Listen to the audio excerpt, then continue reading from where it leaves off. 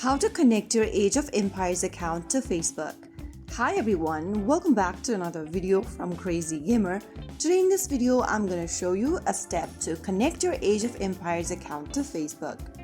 So first of all, open the Age of Empires game on your device and log in. From the home page, go to the top left corner and tap on your current profile avatar. This will open up the Governor's info section where you need to click on Settings at the bottom left corner.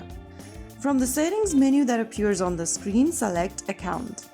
Inside Account, tap on the Bind button right under Facebook. After you bind one of these accounts, you'll get 1000 coins. Tap on the Bind button under Facebook and follow through the instructions. You'll then need to go ahead and enter your Facebook account's credentials. Type in your email or your phone number and password and log into Facebook. After entering your credentials, and if it is correct, you'll see this kind of a pop-up. Allow access by tapping continue and you will be able to bind Facebook with Age of Empires. Now you'll see the bound button under the Facebook logo inside Accounts tab. So that's how it's super easily done.